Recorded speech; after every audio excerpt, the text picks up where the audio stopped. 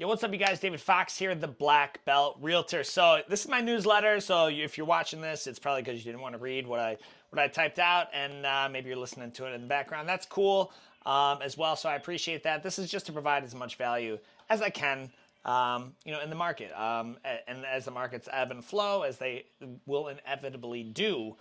This is to keep you up to date, kind of get you, so that you don't have to be wondering if you're missing any opportunities. Yeah, again, some background about myself. I've been into real estate investing since 2008, even at 18, 19 years old.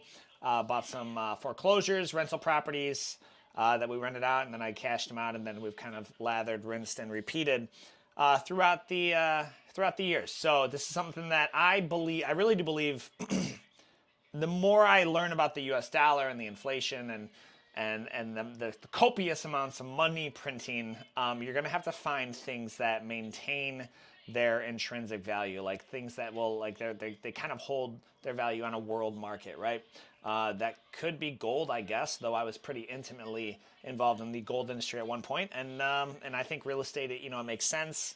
And it's something I just really enjoy. I enjoy homes, the architecture of it. I currently live in like a 1960s home that my grandfather built, out of the Detroit area. So I think it's something I'm cool about, I'm into. And if you have any questions, guys, feel free to, if this is on YouTube, comment, email me. You got my, if you're on this list, you've got my cell phone number. You can text me, and I'm on all the socials. So let's get into it. So first, it is cold outside in Michigan right now. I think it's 9 degrees, January of 24.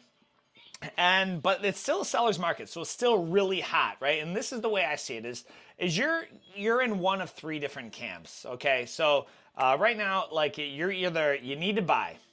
Okay, you're like, listen, whether you're getting married or maybe you're moving out of your parents' house, you got to buy. Like, you may not like the circumstances, but you're like, hey, I can no longer rent. My lease is up. For whatever reason, you have to buy, and this could be a series of different things. You need to sell. This is the other one. Like, I need to sell. Okay, I've got to move. I'm moving. That could be a kind of a situation. I'm working with a couple clients right now. Like, they just have to sell, right? They don't really want to. They like their home. They're in at a 2 or 3% interest rate, but situations presented themselves that they have to sell. Or maybe this third camp that you're in is, you're like, I want to move. I want to get out. I want to upgrade. I want to do whatever. You don't really have to do that, but you just wish the conditions were more optimal, right? You wish you could go back and get that 2 or 3% mortgage. You wish that you could that the prices weren't so high as they were. Maybe you're going to wait for them to change, be a little bit more favorable for you. That's prudent. I get that. We all want to kind of get the best deal, right? Everybody likes getting a deal. But this is to kind of take things, and then this is the importance of what I do. I look at I'm a charts guy. I'm a data guy. I try to take my feelings out of the situation, no matter how passionate they may be. And so it's really important to kind of go into it. So I'm going to go through these camps and give you my thoughts on these.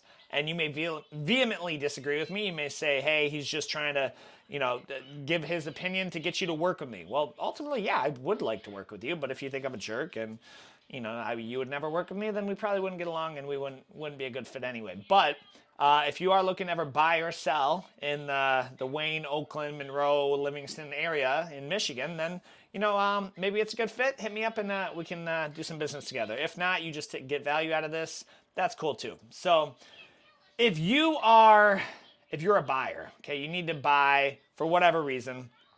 The couple questions I would ask is, where do you want to move, and how long are you going to be there? Like, is this one of those things like you're buying a forever home? Like, I want to buy just one and done. Okay, first off, I would really hesitate to buy unless you're like 50 and retiring somewhere. The concept that I'm going to staple my forever home and live there 30 years, I just don't personally think it's based in reality.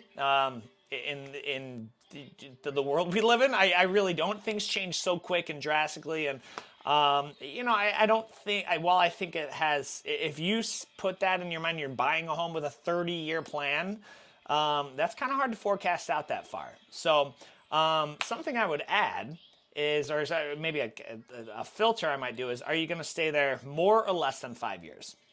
So if you're going to stay there longer than 5 years, I might look for a place that's kind of up and coming a little bit. A place like, think of like Woodhaven in like the late 90s, early 2000s. Think of New Boston, again, 2000s, maybe even 2004 or 5. I would think of South Lyon. I actually moved to South Lyon as it was coming, a little bit before it was coming up, like 2010, 2011. Now it's really booming. A lot of people, they got an issue because they only got one road in and out, Pontiac Trail going in there. So kind of keeping that in mind.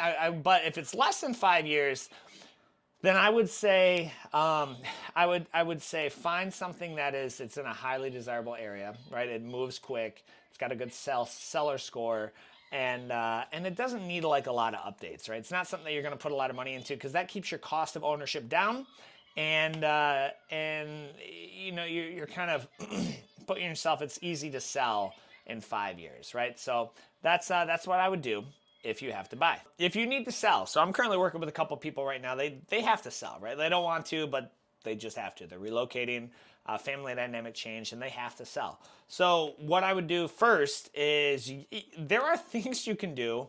It's worth going around your home and making it as presentable as possible. Think of this when you list something on eBay or you list it for sale, right? You don't want to just take like the suckiest photos or like not get it prepped for sale. You want it to look, people buy homes with their emotions, okay? Like right, wrong, or indifferent, they do.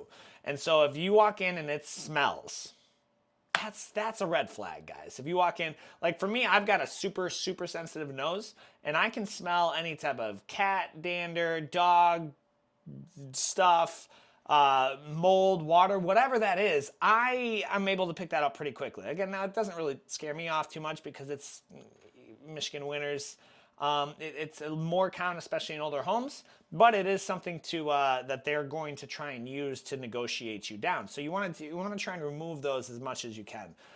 Simple things like fresh coats of paint, tightening up door handles, cabinets, any of the stupid things that around your house that you're like, I'll get to it. It doesn't really bother me just yet. Well, you've become blind to them over the years, and it's going to be something that you notice right away. You could a lot of times look up and look down. Look at the floors. Look at your ceiling. Is there anything that would stand out when they're walking through? Go through that. I mean, this could even take a couple $1,000s, depending on if you're doing like a full repaint or even landscaping's huge. The curb appeal of it. Get it prepped is because that $1,000 to $2,000 investment will pay 4 or 5 fold dividends rather than giving them a reason to beat you up over it, right? Beat you up on the price. So that's exactly, and of course clean it and consider staging. Now staging, depending on the home, I don't know if it's worth necessarily going through and staging, with $2,000 or $3,000 for the staging. I don't know if that would add up on a high ticket home. Sure, luxury home that usually ends up paying off, right? It definitely sets the tone, but something to consider if you're selling with that. Now, if you are on the fence. Okay, if you're on the fence and you're like, I don't really need to buy or I don't really need to sell, but I just wish conditions were better, join the club. I mean, this is one of those things you can, even if you talk to the experts about this, you have the experts, they talk about the market crash is going to come and it's going to be worse than '08. Then you have the other guys that talk about a reverse market crash where stuff's going to skyrocket. So they have different supports for their arguments. I like to keep it simple. Okay, one of the economic laws that holds true is supply and demand. The more you have of something, the less value there is, and the less you have of it, the more valuable it is. So right now there's a shortage of inventory of homes on the market. Additionally, though, they have printed almost $4 trillion at the time of this recording, $4 trillion over the past 3 years. And they've sent it pretty much everywhere but America. They've sent it to Ukraine, and they've sent it to Israel, and they've sent it overseas. I'm not taking a stance on any of that because I'm just over here in America, wishing A, we wouldn't have printed the money in the first place, but B, that some of it would have stayed stateside, right? So, and it did during COVID, but that is something to consider. And so as you go through with this, you need to understand that that has an effect. You can't print that much money. I mean, that was almost 20% of the entire money that ever existed. You printed in 3 years. I mean, that's going to affect prices, and everything is up. So you can whine and cry about it, but then, or you can make the decision to say, okay, what do I need to do? Can I afford to hold out? What do I think is going to happen? Are mortgage rates going to drop back down to 2 to 3%? Are they going to go up to 8 or 9%? Those are hard to predict. I'm not going to sit here and tell you what they are or are not going to do. But what I can tell you is, if rates did drop to back to 2 or 3%, you would have a lot of people say, "Yes, it's my time." And now you've got a whole bunch of buyers coming in that were holding off, just like you, and now you've got a bidding war, and then you're going off. Not only is it you're literally. I mean, I remember people buying homes practically sight unseen for $200,000. Do you want it or not? Yes or no? Over asking, because that's how quickly they were selling. So that's kind of something. That's something you don't really want to get into. So if you believe they're going to drop, then you could get in at a 5 to 6 or between 6 or 7% APR right now and refinance later. Okay, and you're not having to pay over asking and deal with the stress of multiple offers and so on and so forth. But if you think that rates are going to go up, then you're doing okay, right? Like, you're doing all right buying now, because you save those rates in the future. So that's something to consider. Ultimately, like, I would say, if you plan on moving in the next 2 years, it may not be a bad idea to rent, honestly, because now you've got the closing costs associated with the sale of a home. Like, it really depends, unless you've got like a job who's going to help you move or kind of offset some of those costs. You know, the market can ebb and flow every couple of years, right? So, and plus, now you're moving all of your stuff it's not a fun situation to be in. But that's something I would just consider. So I always say, like, I use the 5 years as a benchmark. Like, if you're going to be somewhere for 5 years, it probably makes sense to own a home. If you're going to be there only a couple years, then usually doesn't, unless you plan to like rent it out after you move, which could be a play. Something else I want to talk about a lot, and I've been finding a lot of these and reaching out to a lot of these just for my own portfolio, is seller financed, right? So seller financed homes are popular now because you can get in somebody who's like, they want to sell their home. They want to sell their home, and they just don't want to deal with all the malarkey, or it's for sale by owner. A lot of for sale by owners, actually, by the way. And so you can reach out to them and listen, guys. As a buyer, I'm going to beat up a for sale by owner, right? Because you think you're saving money on an agent, and I'm gonna work as best I can to get into a seller finance for like 3%, 5%, sometimes 0% down, and finance it with a balloon payment over the years. As that appreciates, you can cash them out, and then you're still, you've got this home that you can rent out, or